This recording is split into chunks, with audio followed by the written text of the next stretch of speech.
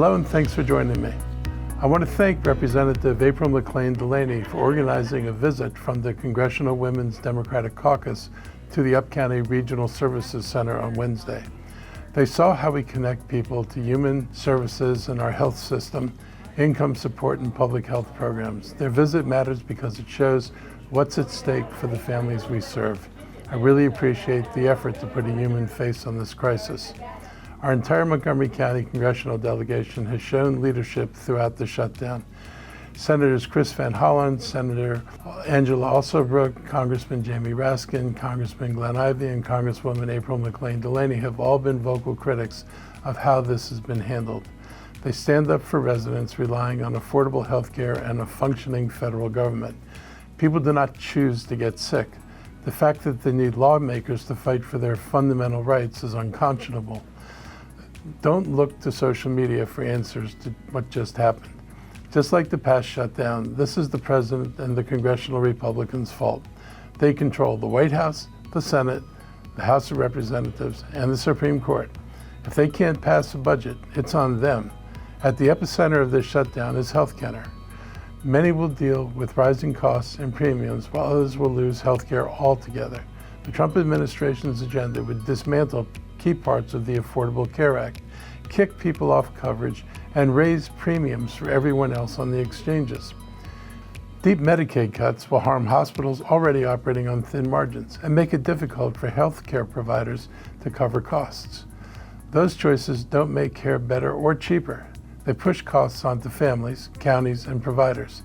Thousands of Montgomery County residents would feel it in their budgets and at the doctor's office. None of these cuts have to do with improving government efficiency. They are focused on depriving people of services and support, increasing people's vulnerability, and all of this pain and suffering that will result from this for the sole purpose of giving tax breaks to billionaires. The price of their tax breaks are cuts to programs that Americans rely on, while restoring the cuts would decrease the size of billionaires' tax breaks. On no rational scale of what's important in the world would billionaire tax breaks outweigh the value of health care, making insurance affordable, housing the homeless, and supporting affordable housing in general, and restoring the cuts to NIH, FDA, and NIST.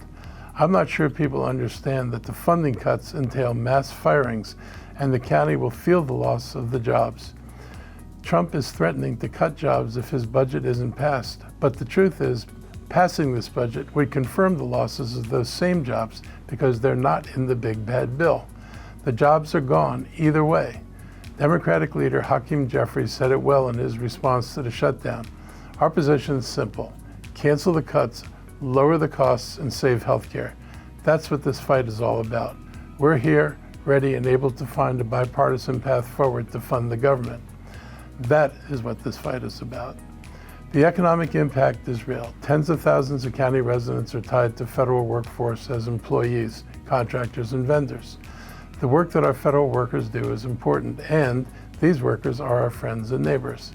At the beginning of this year, before Trump and DOJ decimated the workforce, there were 77,550 federal employees who were in Montgomery County. And our residents are about 48,433 federal jobs that are based here. That's a massive part of our local economy. These job losses would affect our residents and our budget. With the last shutdown 6 years ago, people bridged the gap because they knew the jobs are coming back. This time, if the jobs are eliminated in the budget, there is no bridge back to normal. Next Wednesday, we're going to be having a press event for the new opening of our Mobilized Montgomery Federal Workforce Center at the WorkSource Montgomery offices in Wheaton.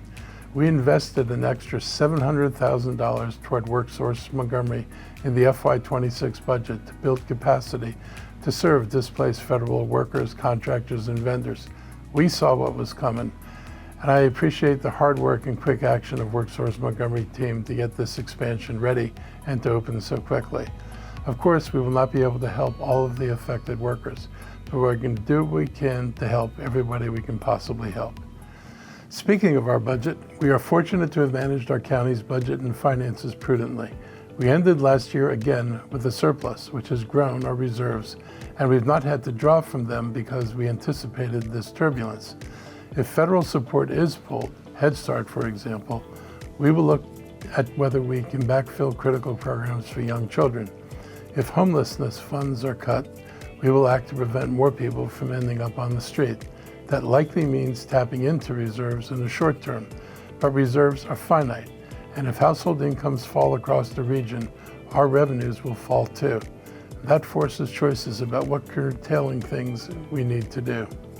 The Up-County Service Center is just one example of residents getting dental care, new parents getting health coverage for a baby, helping workers find new jobs, immigrants and refugees and residents with disabilities, and small business owners caring for a loved one while trying to keep the lights on.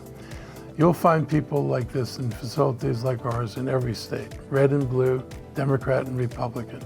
Healthcare is not partisan. Illness is not partisan.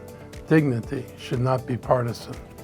In every shutdown we've had to endure, our community has shown up. Neighbors checked on neighbors. People donated to food pantries and nonprofits rallied to support families connected to the federal workforce.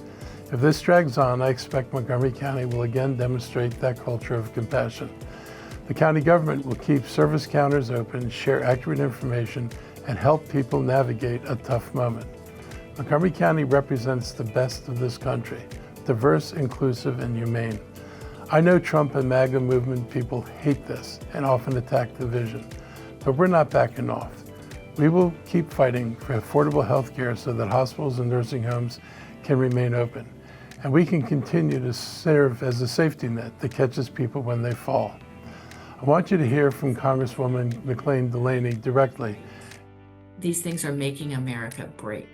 And truly, they want to make America break.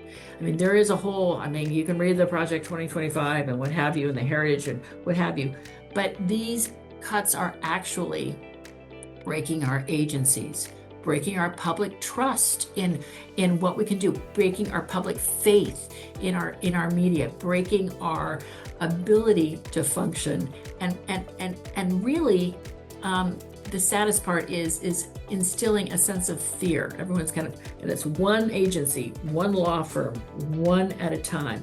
But as you do that, it really starts to break apart what our pillars of government and our balance of power is. And we're not going to let them do it. With the start of October, many new state laws are in effect. One law is Eric's ID law, a landmark piece of legislation rooted in fairness, dignity, and public safety.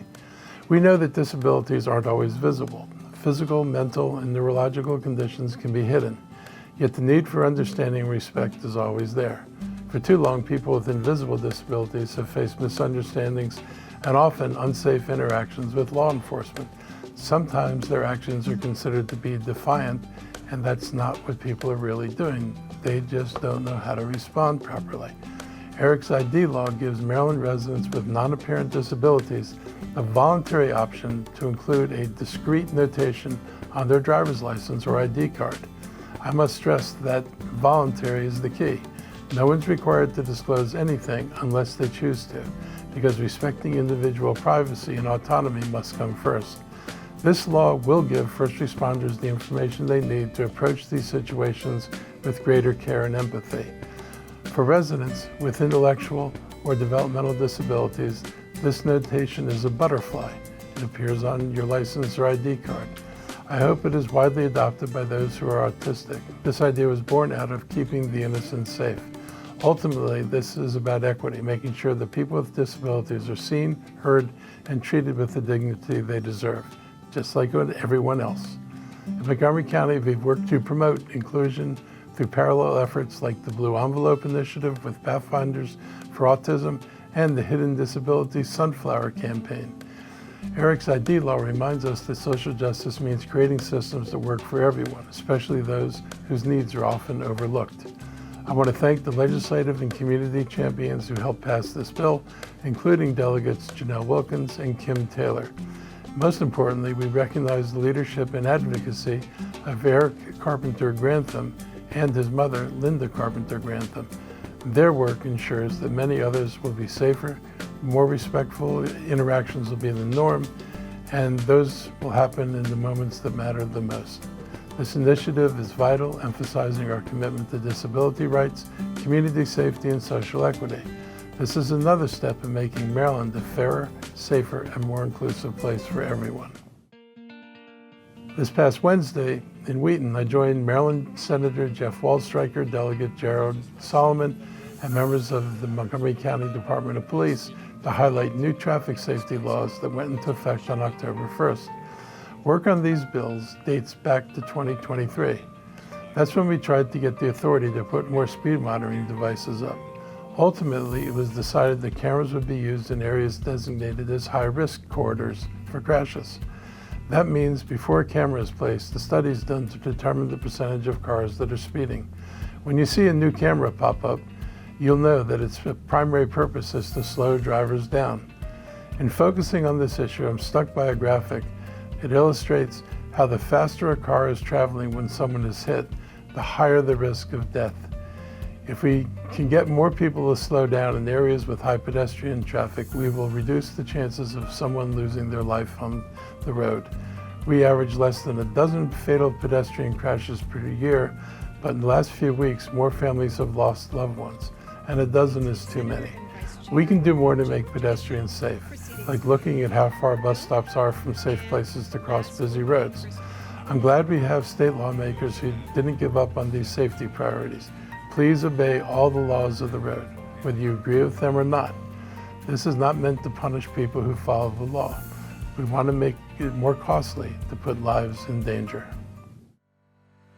I was proud to see 2 Montgomery County projects on the Washington Business Journal's top 10 list of developments to watch, published this week.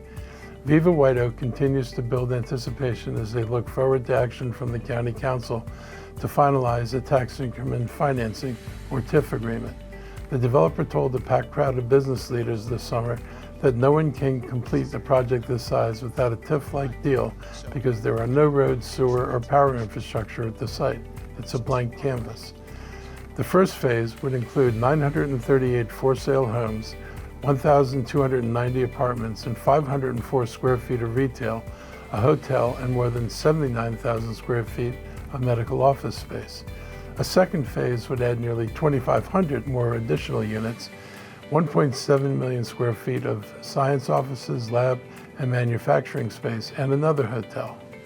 Another big development in the county's future is the redevelopment of the White Flint Mall site. That got delayed over litigation between one of the former tenants and the property owners. Now that everything is settled, we can see the realization of the plans that were first approved in 2012. These potential additions follow a successful year that saw the Heinz Company selected as the master developer for the North Bethesda Metro Station site and the continued growth of the great Seneca Life Sciences corridor.